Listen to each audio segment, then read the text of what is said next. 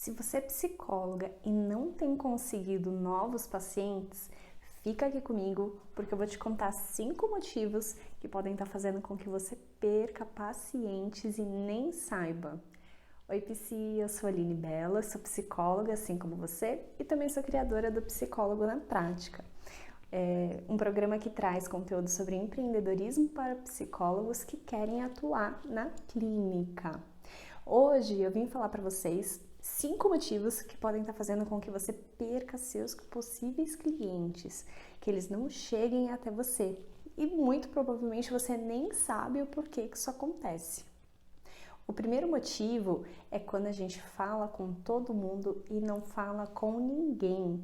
A gente vê muitos sites, muitos conteúdos digitais, muitas formas de divulgação em que os psicólogos se posicionam falando para todas as pessoas. A gente pode fazer isso? Claro que a gente pode, não tem problema nenhum. Mas pensa aqui comigo, se você entra num site que tem informação para todas as faixas etárias, para todos os públicos, para todos os conteúdos, pode ser que você se atraia, porque você vai pensar assim, tá, tudo bem, esse psicólogo entende de tudo isso. Agora, se você tem uma questão específica para cuidar e você entra no site daquele psicólogo, você entra na rede social dele e você vê que o conteúdo é completamente direcionado, será que você não vai ter mais vontade de estar com aquele profissional do que se ele estivesse falando sobre tudo? Agora vamos um pouquinho além ainda. Imagina que você entra no Instagram desse psicólogo e aí você vê que tem conteúdos para pais. Ele orienta pais sobre o comportamento das crianças. E aí você começa a seguir, porque você é pai, esquece que você é psicólogo agora. E aí você começa a seguir e daqui a pouco ele começa a trazer outros temas que não tem relação nenhuma com a paternidade, com a maternidade. Pode ser que você deixe de seguir esse profissional? Pode ser. Então é importante que a gente saiba exatamente com quem a gente quer falar. Isso não quer dizer que você não pode falar sobre todos os temas, você pode. Mas é legal você pensar se você quer direcionar ou não. Tem vários perfis que falam sobre doenças de forma geral, né? Que explicam cada uma delas e não tem problema nenhum nisso.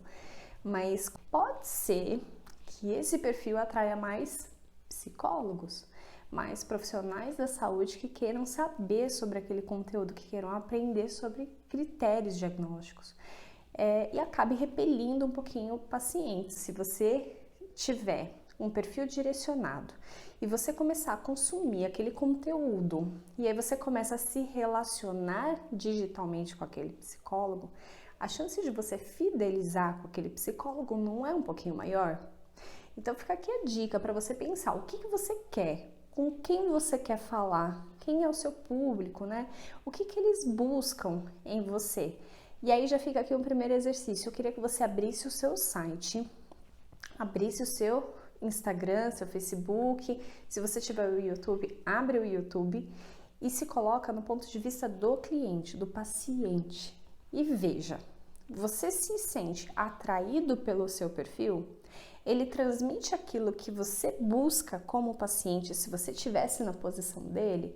Então, se você, por exemplo, é um pai e uma mãe, ele traz informações sobre a maternidade, a paternidade, sobre o comportamento das crianças? Ele traz conteúdos que são atrativos em relação a isso? Se sim, você está no caminho certo. Se não, deixa aí no radar já para você pensar em ajustar pouco a pouco esse conteúdo. Não entre na neura de ter que fazer uma revolução. A gente pode ir ajustando pouco a pouco para que você vá se aproximando cada vez mais e sentindo quem é esse seu público, quem interage com você, quem está ali no dia a dia com você, tá bom? Bom, esse é o ponto número 1. O número 2 é a gente não conseguir explicar exatamente aquilo que a gente faz. Pensa assim, existe uma coisa que chama pitch elevator, que é quando a gente pega o elevador e a gente tem aqueles segundos para explicar para a pessoa que está ali na nossa frente o que a gente faz. E aí, é muito comum que a gente tenha um gapzinho aí, né? Tenha um problema na hora de explicar, porque as pessoas perguntam pra gente, o que você faz? E a gente responde qual é a nossa profissão. Não foi isso que ela perguntou. Quando a gente fala, o que você faz? Eu sou psicólogo, né? Percebe que a gente só se classificou num grupo? Agora, quando perguntam o que você faz, e aí você fala da transformação que você gera na vida das pessoas, concorda comigo que é um pouquinho mais atrativo, que isso faz com que as pessoas se interessem em saber como você faz aquela transformação na vida das pessoas? Por exemplo, eu, Aline, como psicóloga, eu ajudo pessoas a se tornarem mais confiantes na vida e na mente. Que isso quer dizer o quê? Que elas vão ter comportamentos mais confiantes, mas que internamente elas também estão confiantes. Agora, o como, aí é outra história. Quais são os recursos? É outra história. Então é legal você pensar qual é essa transformação que você gera na vida dessa pessoa, que você costuma atender, das pessoas que te procuram. Porque aí isso vai despertar curiosidade em quem tem esse contato inicial com você. E isso vai fazer com que a pessoa queira saber mais sobre o seu trabalho. Então, já fica aqui um exercício também, que é de você pensar e escrever qual é essa transformação que você gera na vida das pessoas. Gente, vocês vão ver que todo o nosso conteúdo aqui é um conteúdo sem neura, mas é um conteúdo para permitir que você se transforme nesse mundo digital e permitir que você possa aplicar o empreendedorismo na prática. Então não entre na neura de ter uma transformação perfeita, definida. Você vai ajustar ela pouco a pouco. Essa é a minha atual, ela não foi sempre assim. E pode ser que eu mude ela ainda de novo. Então, fica tranquila em relação a isso, vai construindo pouco a pouco, coloca no papel, vai sentindo como é que passa 2 semanas, 4 semanas, o que as pessoas te dizem, e aí você revê essa transformação e você vai ajustando isso pouco a pouco, tá bem? Um outro ponto que pode estar fazendo com que você se distancie de ter novos pacientes é tentar manter os pacientes em terapia.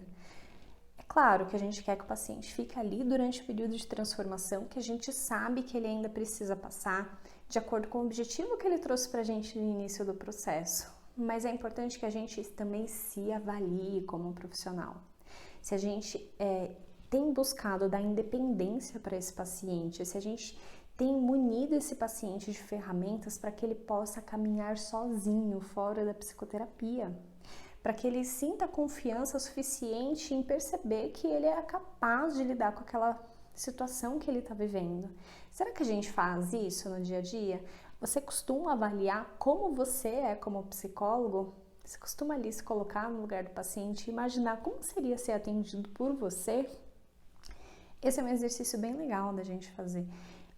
Eu brinco com os pacientes que iniciam os processos de psicoterapia, que eles entram e eu já fico imaginando como eles vão sair, né? Então a gente precisa ter ali uma estratégia, né? Ter um processo que é um processo, não é algo definitivo, a pessoa não vai ficar a vida toda ali com a gente, mas que a gente estruture ali um passo a passo, uma jornada do paciente para que ele possa sim sair da psicoterapia. Quanto mais pacientes saem, mais os pacientes se lembram da transformação que vocês geraram na vida deles. E quanto mais transformação você gera na vida deles, mais eles se conectam com você, mais eles vão lembrar de você quando for fazer uma recomendação, mais eles vão se lembrar de você quando ele passar por alguma dificuldade e perceber o quanto ele é capaz de lidar com aquilo. E aí, aquele boca a boca vai aumentando. É claro que não é só de boca a boca que vive um psicólogo, né? Ele não é encontrado apenas por indicações, mas esse é um ponto importante, que a gente cuide ali de quem já faz parte da nossa base de pacientes, para que a gente possa oferecer o melhor serviço possível e que ele perceba o quanto ele mesmo é capaz. Eu, particularmente, isso tem muita relação com a minha linha de trabalho, eu compartilho a técnica também. Então, eu conto como eu usei para que ele possa usar fora da terapia, para que ele possa se experimentar na prática no decorrer da semana. Então, o meu objetivo realmente é dar independência ao paciente que passa em processo comigo. Eu acho que é legal você pensar, claro que cada linha tem uma forma de agir, mas pensar como você tem feito para que os seus pacientes consigam caminhar sozinhos. Eu sempre gosto de imaginar que assim como uma criança inicia ali o processo de caminhar, é mais ou menos como a gente faz um processo de psicoterapia. Então, no começo, a gente tá ali com um suporte um pouco mais intenso, né? A gente não pega a criança assim, embaixo do bracinho e segura um pouco mais. Depois a gente não dá só o dedinho e a criança vai segurando. Depois a gente não vai ali na frente da criança e vai dando passinhos para trás, até o ponto que a gente já não precisa mais estar ali. É mais ou menos isso que acontece na prática. Então, a gente perceber que nós somos um meio que vai trazer conteúdo para aquele paciente, para que ele consiga efetivar a transformação na vida dele. Então, que a gente cria ali uma jornada do paciente, um processo real, para que ele possa perceber o que está acontecendo, como está acontecendo e o porquê está acontecendo. Então, que tenha um começo, meio e fim esse processo, para que ele possa realmente caminhar sozinho. Não estar ativo na internet também é um ponto muito importante que faz com que muitos psicólogos percam pacientes. Alguns depositam todas as fichas em um potinho só, né? Depositam no Instagram, por exemplo, ficam ali focados só no Instagram. O Instagram é um ótimo recurso, mas ele não é o único. Vocês viram que recentemente teve uma queda, né, nas empresas ali do Facebook e a gente ficou ali incomunicável na nossa rede social e também no aplicativo de mensagens. Se a gente dependesse só desse recurso, será que a gente teria ali uma potência de procura de pacientes? Quando você busca um profissional da área da saúde, onde que você busca? Pode ser que você busque no Instagram, pode ser que você encontre no Google e aí você vá pesquisar no Instagram, pode ser que você encontre por uma indicação. Então é legal o quê? Que além da gente ter a presença digital, a gente pense onde os pacientes que você costuma atender costumam procurar os psicólogos. Se você não souber, não se preocupa. Daqui em diante você vai sempre perguntar como você me conheceu, para que você tenha essa referência. Eu gosto muito de anotar essas informações que a gente tem nos primeiros contatos com o paciente, porque elas são muito valiosas, mas muito. Então, quando você perceber, por exemplo, eu te conheci através do Google, eu vi recomendações, eu vim através da indicação de outra pessoa, eu te achei no Instagram. Então, você começa a ter uma noção de onde são essas fontes, né? De onde têm vindo esses pacientes. Mas a ideia é que a gente não deposite todas as nossas fichas em um lugar só. A ideia é que a gente diversifique, que a gente tenha um pouquinho em cada lugar. Claro que se a gente puder ter muito em todos os lugares, tudo bem, mas também precisa entender o quanto você é capaz de atender, né? O quanto que é sustentável para que você continue tendo ali uma rotina que permita também que você tenha vida fora do consultório e que também que você consiga estudar, que você consiga fazer os seus planejamentos, que você consiga fazer os seus documentos escritos que são ligados ao atendimento. Então, a ideia é que a gente diversifique a fonte um pouquinho em cada lugar para que você possa estar ali realmente presente digitalmente. Aline, ter um site é importante? Gente, Não estou dizendo aqui para você contratar alguém para fazer o seu site nesse momento. Eu sei que muitas pessoas que estão começando na internet, que estão começando a atender, que estão ou porque se formaram agora, ou porque estão querendo sair do mundo corporativo e não sabem bem para onde ir, acabam ali tendo uma restrição, falando, não, vou ficar aqui só no Instagram. Mas a gente sabe que existe uma procura ainda muito grande, mas muito grande mesmo através do Google. E um dos recursos do Google tem outras formas, a gente não necessariamente precisa ter só o site. Tem outras formas de ser encontrado no Google, mas o site ele acaba sendo seu cartão de visita. Então, existem plataformas que são pré-prontas, né? Que você consegue usar ali alguns recursos que elas oferecem e que você consegue montar o seu site. Mas é importante que você faça algumas configurações também por trás desse site. Isso a gente vai aprender em outro encontro, mas comece a pensar quais informações você quer que tenha no seu site. E isso tem relação, né, ali com um tópico que a gente já falou, que é com quem você está falando. A gente faz um site para o outro, a gente não faz um site para a gente. Então, entender com quem a gente está falando para que fique claro. A pessoa abriu o site ali, sem mexer na barra de rolagem, sem clicar em nada, ela consegue entender o que a gente faz? Se sim, perfeito. Se não, cabe um ajuste. Então, se você ainda não está presente digitalmente nesse sentido, ainda não tem o seu site, comece a pensar qual é a estrutura que você gostaria de ter, quais recursos você gostaria de ter. De novo, sem neura, né? A gente vai sem pressa, sem ali aquele volume de coisas para fazer, mas eu quero também que você vá passo a passo percebendo a sua transformação. A gente sabe onde a gente quer chegar, mas a gente vai focar no passo seguinte. E o passo seguinte pode ser o que eu quero que tenha no meu site, não necessariamente o site já pronto. Mais um ponto que faz com que psicólogos não tenham pacientes, que não sejam encontrados, é o tecniquez, gente. Os pacientes não sabem muitos dos termos que a gente usa no atendimento clínico, né? Então, o que é o setting terapêutico? Até nome de técnica, né? O que é o RPD? A seta descendente? Como que a leitura mental te ajuda? Gente, os pacientes não sabem o que é isso. Pensa assim, você nunca teve contato com a psicologia. Essa pessoa tá ali te procurando para entender um pouquinho de você. E aí só tem termo técnico, né? Só tem ali informação, anamnese, conteúdo que eles não sabem o que significa porque faz parte do mundo do psicólogo.